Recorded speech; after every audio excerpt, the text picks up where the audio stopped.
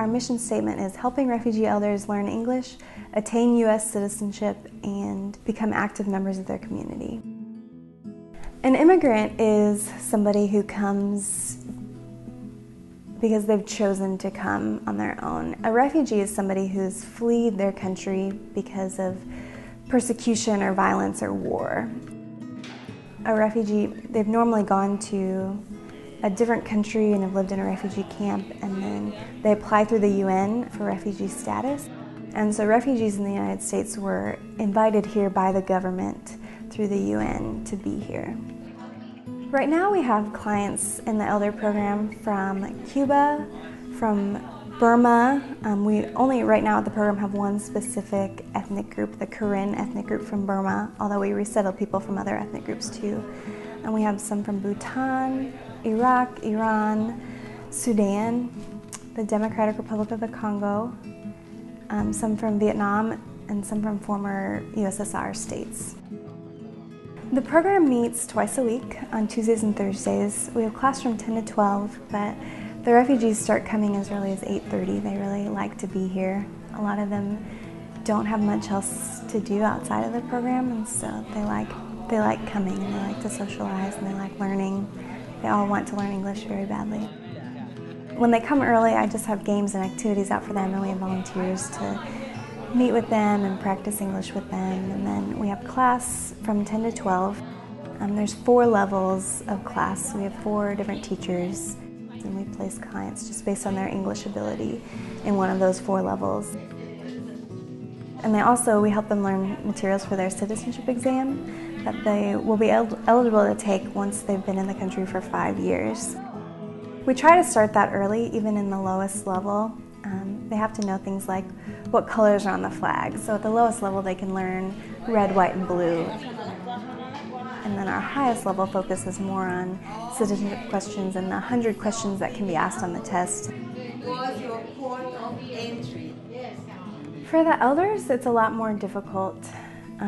A lot of them come with family who are with their children and grandchildren, and their children and grandchildren seem to adjust a lot better than they do.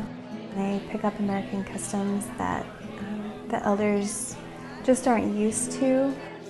And so it's kind of an identity crisis because they're here in this country, this completely different culture, and their children are starting to develop that culture, and they're kind of isolated in their own community. So that's part of the reason why we have this program, is to help them become active members of their community. We introduce them to speakers, or we take field trips places so that they can get to know the community of Louisville and just what there is to do, and resources here and everything. I can work freely and I can go to school. All these refugees, they don't have those privileges that we have. They've lived all or most of their lives in fear for their life. You know, many of them have been shot or stabbed or watched their family members killed. David came at the end of May this past year. He's from Burma. He's Karen ethnicity. He had lived in a refugee camp in Thailand for 19 years. His wife had actually passed away almost exactly a year before he got here to America. While they were living in the camp, there's no real security.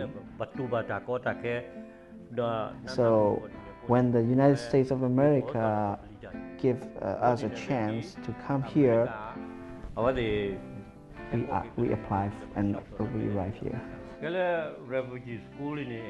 At this elderly program, I came and learned English because I wanted to learn back the language.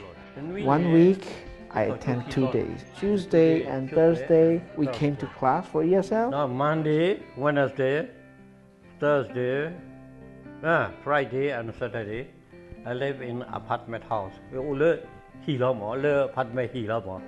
And the rest of the days, he go back to his apartment and read and practice back the things that they taught in the week. Once he know how to write English and read and write, he wanted to write a book about his experience. Most of the elders come and they say, "I love America." They're very happy to be here. They're here for a reason. They've had to leave their home country because of persecution. I think most of them would rather be home, but they just can't because it's dangerous for them. I'm really thankful that America participates in the refugee program, and so that we can invite these people here to live safely without fear. I also think that it adds to our culture a lot, especially in Louisville, because there's so many refugees here that I think it's made it sort of an international city. I love that we're kind of our own melting pot.